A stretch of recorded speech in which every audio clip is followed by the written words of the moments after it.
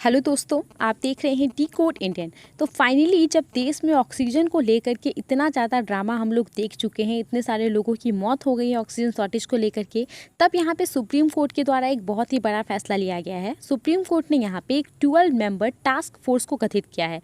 ये एक national task force होगा। काम क्या करेगा?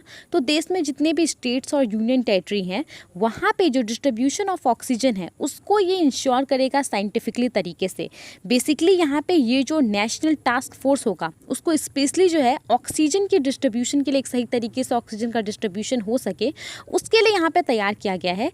केंद्र सरकार को ये एडवाइस देगा कि किस हिसाब से चीज़ों को करनी चाहिए। अब ऑक्सीजन शॉर्टेज को लेकर के केंद्र सरकार और राज्य सरकार के बीच में क्या ड्रामा चल रहा है, इसको आपको बताने की ज़रूरत है नहीं। कई सारे स्टेट के द्वारा जो है हफ्तों से ये कहा जा रहा है कि ऑक्सीजन जितनी मात्रा में होनी चाहिए, केंद्र सरकार के द्वारा ये प्रोवाइड ही नहीं कराया जा रहा है। कोविड-19 के सिचुएशन को हैंडल ही नहीं कर पा रहे हैं स्टेट ऑक्सीजन की कमी को लेकर के। तो यहाँ पे ये सब सारी चीज़ें जो हैं सुप्रीम कोर्ट के द्वारा ऑब्जर्व की जा रही थी, और सैटरडे को सुप्रीम कोर्ट ने यहाँ पे एक 12 मेंबर नेशनल टास्क फोर्स को यहाँ पे गठित किया है। ये काम क्या करेगा? तो ये basically scientific allocation of medical oxygen, scientific तरीके से मेडिकल ऑक्सीजन का एलोकेशन हो पाए, उसके लिए ये फॉर्मूला तय करेगा। स्टेट और यूनियन टेरिटरी को किस तरीके से जितनी मात्रा में उन्हें ऑक्सीजन चाहिए उतनी मात्रा में उन्हें ऑक्सीजन मिल जाए, इसके लिए एक फार्मूला तैयार करेगा। और ये फार्मूला जो है ये नेशनल टास्क फोर्स के द्वारा केंद्र सरकार को दिया जाएगा। ठीक है। इस फैसले को जारी किया गया है जस्टिस डी.वाई. चंद्रचूड़ के अध्यक्षता वाली बेंच के द्वारा। यहाँ पे इनके द्वारा कहा गया है कि ये जो नेशनल टास्क फोर्स होगा उनको पूरी लिबर्टी होगी उनको पूरी, कि सरकार के पास, यूनियन गवर्नमेंट के पास जो ह्यूमन रिसोर्स है उसका इस्तेमाल करके जो है उनके कंसल्टेशन से, इंफॉर्मेशन से ये केंद्र सरकार को एडवाइस दे। ठीक है, ताकि केंद्र सरकार जो है एक अच्छे तरीके से इस पेंडेमिक के समय में जो ऑक्सीजन को लेकर की समस्या है उसको सॉल्व कर सके। ये बेसिकली जो है फॉर्मूला को एक तैयार करेगी, तौर तरीके को तैयार करेगी। ठीक है। यहाँ पे ज़रूरत क्या थी नेशनल टास्क फोर्स को यहाँ पे कंस्टिट्यूट करने की? तो अभी सबको पता है कि पेंडेमिक के समय में जो है ये जो पब्लिक हेल्थ को किस तरीके से फैसिलिटेट करना चाहिए, कैसे इसको चलाना चाहिए, इसको देखने के लिए जो है स्पेशलाइज्ड और साइंटिफिक नॉलेज बहुत ज़रूरी है। इसीलिए सुप्रीम कोर्ट ने यहाँ पे जो 12 मेंबर नेशनल टास्क फोर्स को गठित किया है उसमें बहुत ही साइंटिफिक लोगों को लिया है, ताकि यहाँ पे पेंडेमिक के समय में केंद्र सरकार के पास जो है अप्रोप्रिएट नॉलेज हो सके सिचुएशन के बारे में, और उसी के अनुसार जो है वो यहाँ पे काम कर सके। अब सवाल आता है कि नेशनल टास्क फोर्स यहाँ पे काम क्या करेगा? तो देखिए, नेशनल टास्क फोर्स जो है वो एक या फिर एक से ज़्यादा एक सब ग्रुप का निर्माण करेगा अपने अंतर्गत, और वो सब ग्रुप जो है स्पेशलाइज्ड एरिया या फिर रीजन को असिस्ट करेगी। किस तरीके से? तो यहाँ पे उस रीजन को पूरा अच्छे तरीके से रीड किया जाएगा कि क्या वहाँ पे ज़रूरत है, और उस हिसाब से जो है उस पर्टिकुलर रीजन या फिर स्पेशलाइज्ड एरिया को लेकर के केंद्र सरकार को यहाँ पे रिकमेंडेशन जो है वो तैयार किया जाएगा और उनको यहाँ पे दिया जाएगा। ठीक है।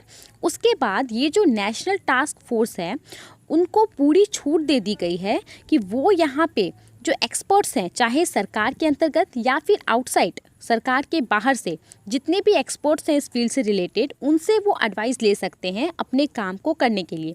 साथ ही में जो सेंटर और स्टेट गवर्नमेंट है उन्हें भी ये कहा गया है सुप्रीम कोर्ट के द्वारा कि वो रियल टाइम डेटा जो है वो इस नेशनल टास्क फोर्स को प्रोवाइड करते रहें, जब भी ज़रूरत हो, जब भी नेशनल टास्क फोर्स के द्वारा ये मांगा जाए तब।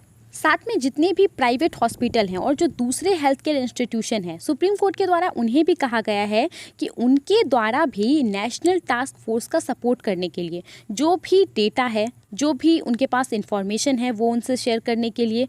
और यहाँ पे बेसिकली इसका जो मेन ऑब्जेक्टिव है पूरा वो है कि अलग अलग माइंड्स को यहाँ पे एक साथ लाना है, ताकि एक साइंटिफिक स्ट्रैटेजी को तैयार किया जा सके। जो अनप्रेसिडेंटेड ह्यूमन क्राइसिस को हम लोग झेल रहे हैं उसको यहाँ पे सामना करने के लिए। साथ ही में जो नेशनल टास्क फोर्स है वो यहाँ पे क्या करेगी कि जो डिसीजन मेकर्स हैं, डिसीजन मेकर यहाँ पे कौन है? यूनियन गवर्नमेंट है। तो यूनियन गवर्नमेंट को ये सही मात्रा में इनपुट्स प्रोवाइड करेगी, जिससे कि यूनियन गवर्नमेंट जो है एक सही स्ट्रैटेजी को तैयार कर ले और उसके ऊपर वो काम करें। ठीक है।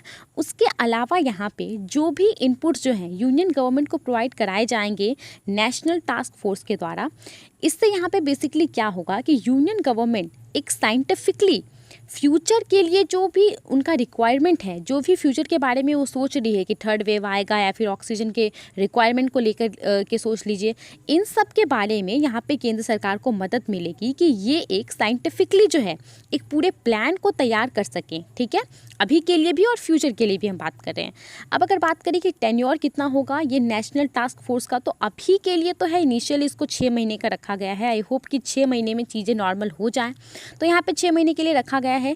केंद्र सरकार को क्या कहा गया है, केंद्र सरकार को यहाँ पे कहा गया है कि उनके द्वारा 2 ऐसे ऑफिसर को यहाँ पे नॉमिनेट किया जाएगा जो कि नोडल ऑफिसर का काम करेंगे। नोडल ऑफिसर का मतलब तो आपको पता ही होगा कि ये बेसिकली नेशनल टास्क फोर्स और जो सरकार है उनके बीच में जो है ये काम करेगा। दोनों के बीच में मीटिंग्स को लेकर के जो भी कम्युनिकेशंस है, वर्चुअल मीटिंग होगी, तो ये जो नोडल ऑफिसर होंगे इनका ये सब सारा काम होगा। तो दोस्तों आज के इस वीडियो में नेशनल टास्क फोर्स के बारे में इतना ही था। आई होप आपको इससे कुछ इंपॉर्टेंट जानकारी मिली होगी। आप सुप्रीम कोर्ट और सरकार के फैसले के बारे में क्या सोचते हैं, हमें अपना ओपिनियन ज़रूर बताइए।